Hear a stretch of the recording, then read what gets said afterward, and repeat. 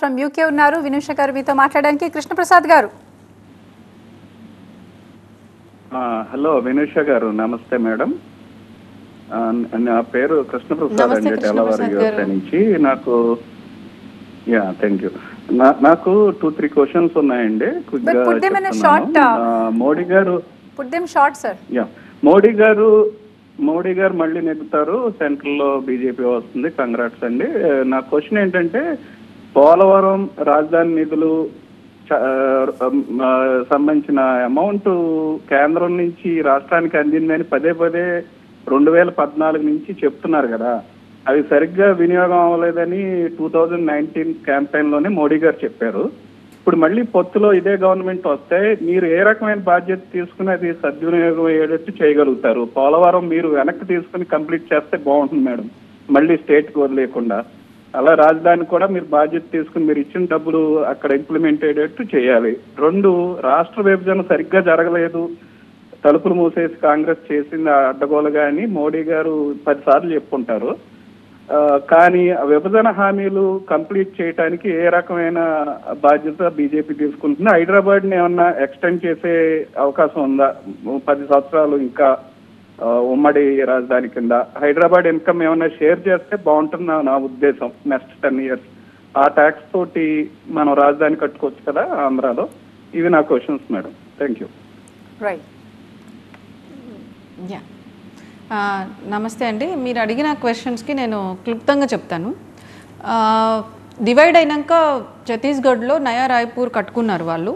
Hardly 2-3 yearsలో అండి, అంటే Bharatiya Janata party government వచ్చాక.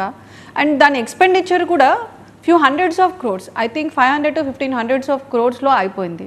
వాళ్ళు కన్స్ట్రక్షన్ చేసింది కూడా జస్ట్ ఒక 3-4 ఏళ్లలోనే. ఇప్పుడు ఉత్తరప్రదేశ్ తీసుకున్నారనుకోండి, సరయూ రివర్ ఫ్రంట్, అది చాలా ఏళ్ల నుంచి వాళ్ళు అనుకుంటున్న ఒక ఇంపార్టెంట్ రివర్ ప్రాజెక్ట్. దాన్ని యోగి ఆదిత్యనాథ్ గారు జస్ట్ 3-4 yearsలో ఫినిష్ చేసేసారు. మీరు ఇంకొక ముఖ్యమైన విషయం ఏంటంటే Delhi to Meerut highway express, ఇది చాలా తమాషైన విషయం. అంటే అటు ఢిల్లీ వస్తుంది, ఇటు యూపీ వస్తుంది. ఆ యూపీ గవర్నమెంట్ ముందు ఫినిష్ అయిపోయింది, కానీ ఢిల్లీ గవర్నమెంట్ది ఫినిష్ కాలేదండి. నేను ఎందుకు చెప్తున్నానంటే మీకు ఎగ్జాంపుల్స్ అన్నీ కూడా, పోలవరం అనేది ఇప్పుడు మొదలైన ప్రాజెక్టు కాదు. 1960లోనే దానికి రామపాద అని చెప్పి శంకుస్థాపన చేశారు. అలా డిలే అవుతూ వస్తుంది అంటే అది ఎవరి తప్పు? చాలా ఏళ్ళుగా దాన్ని పాలకులు పట్టించుకోకపోవడం వల్లనే. మేము డబ్బులు ఇచ్చేసాము అంటే ఇది చాలా సింపుల్ అండి. ఇప్పుడు కాంట్రాక్టర్ డబ్బులు పని చేసినాకనే రీయింబర్స్మెంట్ తీసుకుంటారు. ఇక్కడ కేంద్రం కూడా మేమే ఎగ్జిక్యూట్ చేస్తామని చెప్పాము జాతీయ హోదా, కానీ అప్పుడున్న రాష్ట్ర ప్రభుత్వం లేదు మేము కడతాము. రాష్ట్రాలకు హక్కులు ఉంటాయండి, వాళ్ళు మాకు అప్పచెప్తేనే మేము చేయగలం, అప్పచెప్పకుండా నేను చేయలేను. మళ్ళీ ఈ విషయాన్ని నొక్కా నుంచి చెప్తున్నాను నేను, వాళ్ళు మాకు అప్పగిచ్చేస్తేనే మేము చేయగలం. కానీ ఆ రోజుకి మేము కట్టుకుంటాం అన్నాం కాబట్టి మేము వాళ్ళని కట్టుకోమనే చెప్పాం. వాళ్ళు కట్టుకున్నాక వాళ్ళు ఎలా కట్టారు దానికి లెక్కలు చూపించాల్సిన బాధ్యత ఉంది కదా. ఇక్కడ రాష్ట్ర ప్రభుత్వం కూడా నేను రోడ్ వేసానంటే కాంట్రాక్టర్కి డబ్బులు ఇవ్వదు కదా, అక్కడ కేంద్ర ప్రభుత్వం కూడా అంతే. ఎవరిదైనా బిల్ అయ్యిందంటే అసలు ఆపే సమస్య లేదు. ఇప్పటి వరకు కట్టిన డబ్బులు అన్నీ కూడా లెక్కలు తేలిన వాటికి ఇవ్వడం జరిగిపోయింది. కానీ అది ప్రొలాంగ్ అవుతూ ఉంది అంటే అది ఖచ్చితంగా రాష్ట్ర ప్రభుత్వ వైఫల్యమే. అంతకుముందు జగన్మోహన్ రెడ్డి గారు కూడా మన డబ్బులతో కట్టలేమా, 2022కు పూర్తి చేస్తానన్నారు, పూర్తి చేయలేదు. సో అది ఖచ్చితంగా రాష్ట్ర ప్రభుత్వ వైఫల్యమే. మీరు ఇంకొకటి, మేము కొత్త పార్లమెంటుని కూడా శంకుస్థాపన చేసినాక ఒక 1.5 to 2 yearsలో కట్టేశాము. హార్డ్లీ ఒక 400-500 కోట్ల బడ్జెట్తో కట్టాలని డెవలప్ చేయాలని ఉంటే రాజధానిని డెవలప్ చేయడానికి మనకు 5-6 ఏళ్ల కన్నా ఎక్కువ పట్టదని ఇంతకుముందు నేను చెప్పిన ఎగ్జాంపుల్స్ మీకు నిరూపిస్తాయి. సో ఇప్పుడు రాష్ట్ర విభజనలో ఏదైతే అన్యాయం జరిగిందో వాటికి సంబంధించి భారతీయ జనతా పార్టీ దాంట్లో ఉన్న ఆ విభజన హామీలు అన్నీ నెరవేర్చడం జరిగిందండి.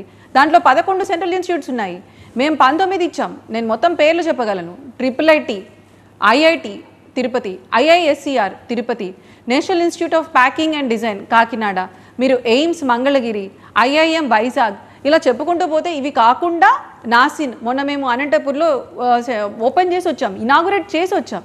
ఇవి ఒక వైపు ఉన్న అంశాలు మాత్రమే. ఇంకొకటి, అందరూ కూడా ఇప్పటికి చెప్తుంటారు మీకు స్పెషల్ స్టేటస్ వస్తే ఏవో ఇన్సెంటివ్స్ వస్తాయని. ఆ ఇన్సెంటివ్స్ ఇప్పటికి కూడా ఉన్నాయండి. ఆంధ్రప్రదేశ్లో 3 ఎకనామిక్ కారిడార్స్ ఎస్టాబ్లిష్ చేయబడ్డాయి.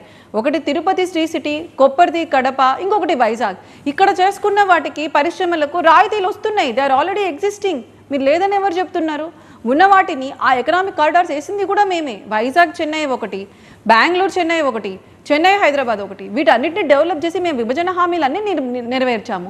90%కు పైగా వెనకబడిన జిల్లాలకు కూడా 50 కోట్ల చొప్పున మేము జిల్లాలకు ఇవ్వడం కూడా జరిగింది. 1850 కోట్లకు పైగా ఇవ్వడం జరిగింది. వాటిని ఏ విధంగా యూటిలైజ్ చేసుకుంటూ అనేది రాష్ట్ర పరిధిలో ఉంటుంది. అండ్ ఒక్కటి నేను చెప్పగలను, ఇది నా మాట కాదు, నరేంద్ర మోడీ గారి మాట. మీరు మాటికి ఆర్టికల్ 370 తీసేస్తాము, రామాన్ని దేవాలయం కడతాము అని ఐ థింక్ 2002లోనో 3లోనే అడిగినట్లున్నారు. మోడీ గారు అప్పుడే సీఎం అయినారు. ఆయన ఒక మాట చెప్పాడు, మాకు ఎంత శక్తి మీరిస్తే మేము అంత మేరకు పని చేయగలము. మీరు మాకు పూర్ణ బహుమతి ఇవ్వలేదు, మాకు ఇంతే బహుమతి ఇచ్చాం. దాంట్లో మేము ఎంత పనులు చేయగలమో వాజ్పేయి గారి ప్రభుత్వం అంతే చేసింది, అప్పటికి కూడా తెచ్చింది. నేషనల్ హైవేస్ వాజ్పేయి గారి హయాంలో వచ్చినవే, సర్వశిక్షా అభియాన్ వాజ్పేయి గారి హయాంలో వచ్చినవే.